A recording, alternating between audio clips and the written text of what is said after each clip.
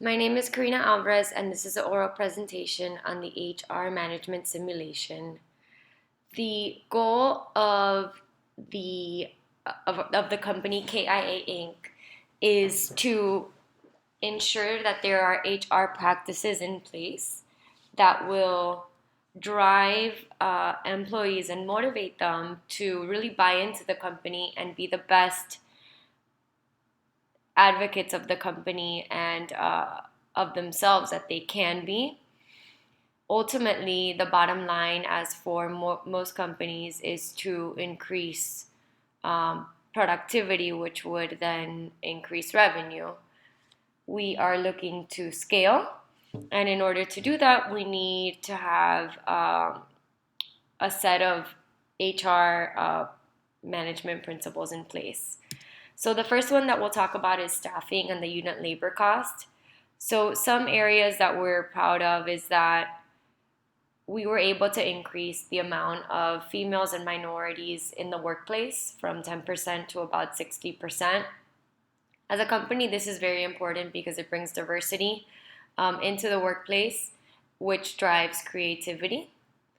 In terms of unit labor cost, during the first 4 quarters, the unit labor cost gradually went down, meaning that we had a strong workforce and we were doing the right things.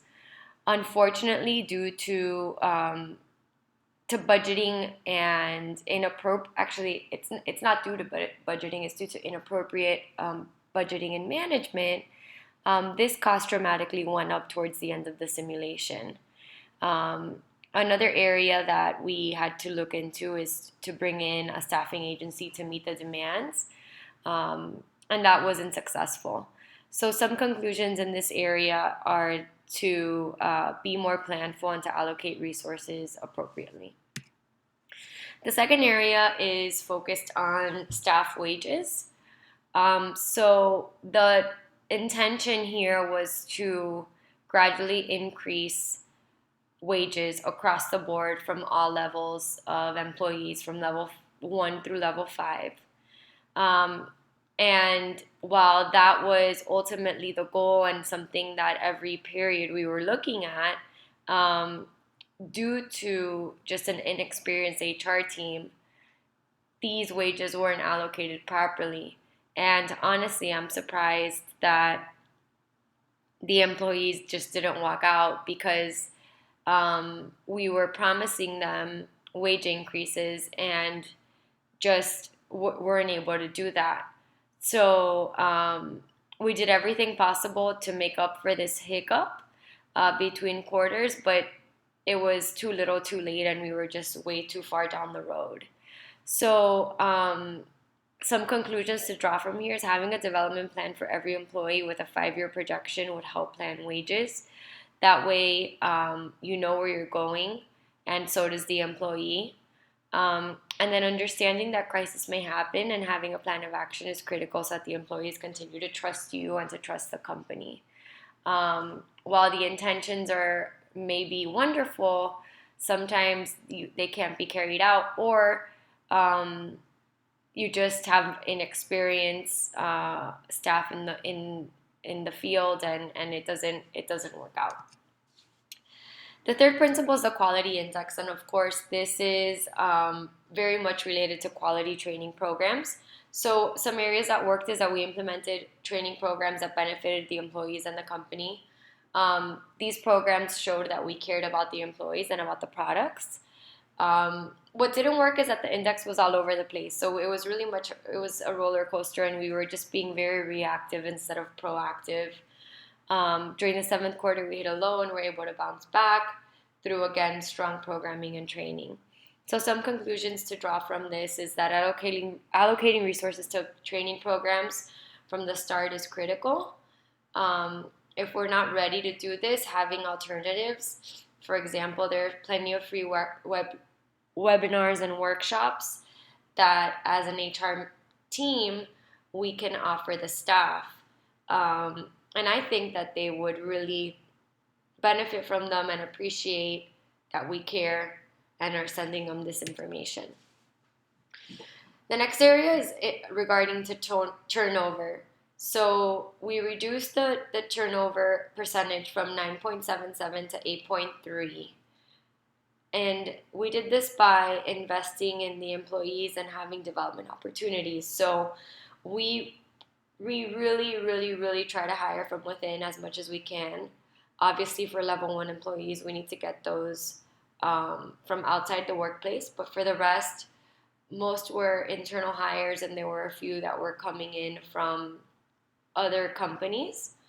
Again, to keep it fresh and to keep new ideas flowing into the company.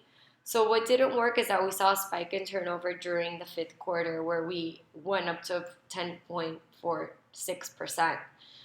Some conclusions to draw from here is that understanding that there will always be turnover is important for the planning process.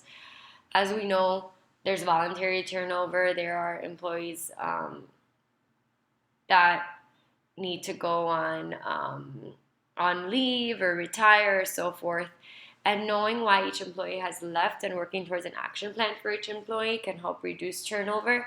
So again, if we have an aging workforce and a certain percentage, 10% of our workforce is retiring, that's one thing. But if a certain percentage of our employees are leaving because they're unhappy and are not satisfied, that's a problem that needs to be addressed. Investing in employee programming and listening to the employees helps drive down turnover. The next area is related to morale. And morale went up 13 points from the start of the simulation, which is wonderful. And increased wages and adding programs that were important to the employees helps drive up morale. Now, what didn't work was we brought in an external staffing agency, and really that was not received well. And we had, again, as I referenced from the start, we had problems with the wages. So the wages, it's ultimately what our employees are able to pay their housing with and pay, buy food, pay for their children's education. So while we were investing a lot in training programs, employees can't pay their mortgage with a training program. So wages were really important. Some conclusions that we drew from here is that morale can increase or decrease productivity, and we'll see that in the next couple of slides. And that having a toxic employee can really damage a work group. So morale and corporate culture go hand in hand, and the corporate culture is a reflection of the management team and ultimately of the employees. So this is something that we want the employees to wake up every day and say, I want to go to work. So this is an important area, and we feel that we need to have very high morale rates. So the accident rate went down by a couple points there, and the reason for that is just having a more educated employee team, having training programs around safety, having employees buy into these programs and into their roles can really help, because they're leading by example and they're showing the others that this is important. And some areas that didn't work is there was a point in time where we did not have the training programs, which drove that number of accidents up to 508. And that means that the employees felt that we didn't care about them, which is not good. So in conclusion, it's important to consistently have safety training programs, and with all new hires, this is something that is mandatory. Grievances. So as the case mentioned, having a grievances program was really important to the employees. So overall, the number dropped from 31 to 19. The area that didn't work is that the number didn't consistently go down. It was a roller coaster. So having a more consistent downward slope is what we're really looking to accomplish. Productivity.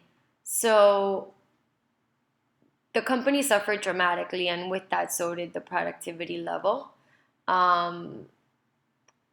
Things that didn't work was having a chaotic HR planning and allocation of resources. It it was just not a good outcome for this round. And the conclusion to draw here, and really the big learning, is that our areas of the employee's job will impact productivity.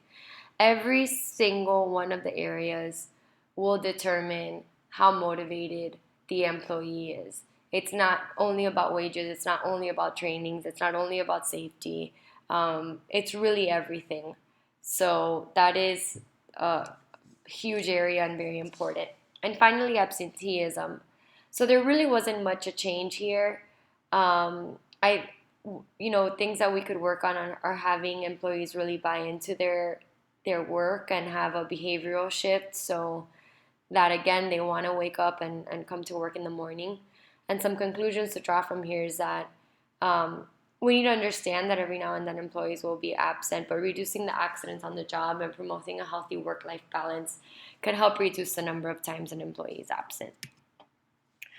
So in conclusion, the simulation was very eye-opening, and from a management perspective, confirms that the HR team and the management team really need to work hand in hand to ensure that not only the company but the employees are all moving in the same direction. Having multiple plans, so a best case scenario, continuing as is, and a worst case scenario for the company and the employees will help with the management process. Having happy, satisfied, motivated employees is critical to the success of the company, as we've seen.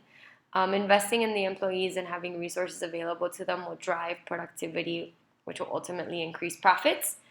And finally, a company's culture is a reflection of the management team, so ensuring that they're both aligned and strategically moving in a positive direction is critical. Thank you very much.